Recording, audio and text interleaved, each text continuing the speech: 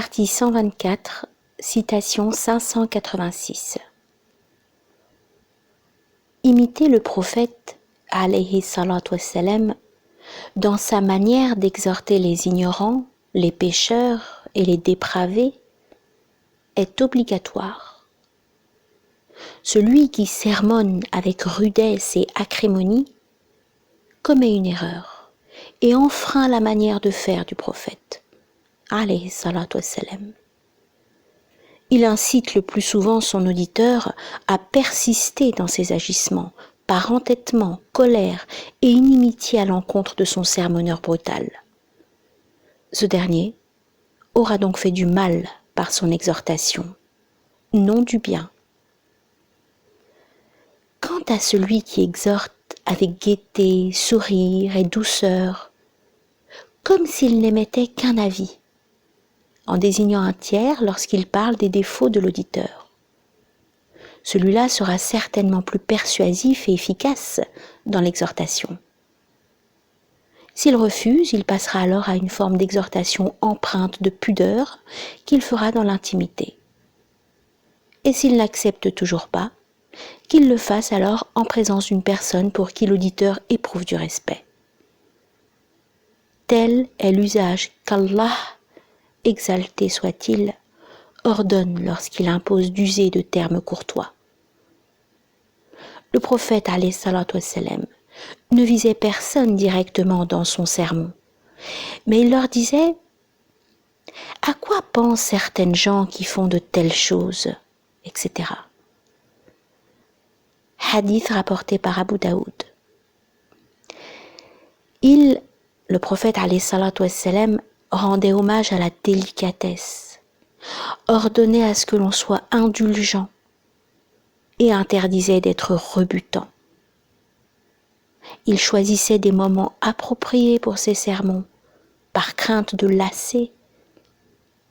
Allah, exalté soit-il, a dit « Si tu te montrais brutal, au cœur dur avec eux, ils se seraient tous détachés de toi. » Surat Al-Imran, verset 159.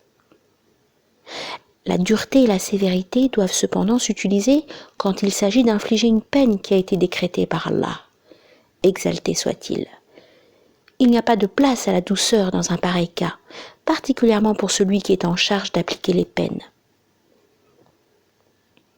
Ibn Hazm, dans le livre de l'éthique et des mœurs, ou épître concernant le traitement des âmes, l'éducation des caractères et l'abandon des bassesses.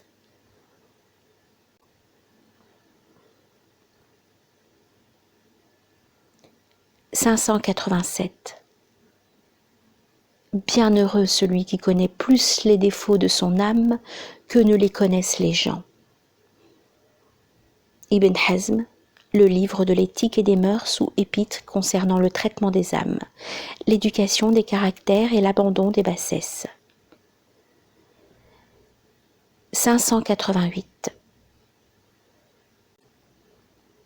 J'imposerai à mon âme le pardon de celui qui cherche à me nuire, même si les torts qu'il me porte devaient être toujours plus grands.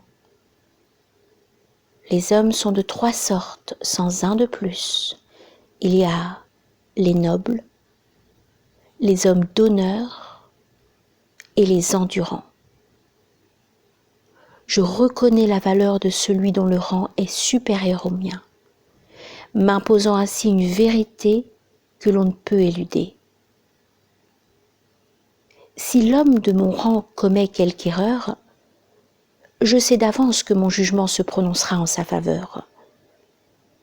Si celui dont le rang est moins élevé m'adresse ses critiques, je protégerai mon honneur par le silence, en dépit de ceux qui me le reprocheraient.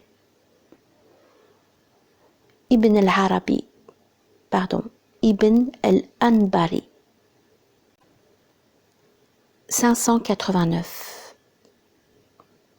Délaisser ce bas monde peut paraître difficile, mais délaisser le paradis sera en réalité bien plus difficile. Et certes, la dot à payer pour acquérir le paradis est de délaisser ce bas monde. Yahya ibn Mu'ad Razi, cité dans Ibn Hajar al-Asqalani dans Avertissement aux inattentifs. 590. Les branches de l'humiliation ne s'élancent qu'à partir de la graine de l'avidité. Ibn Atallah al-Iskandari dans Al-Hikam, les sagesses.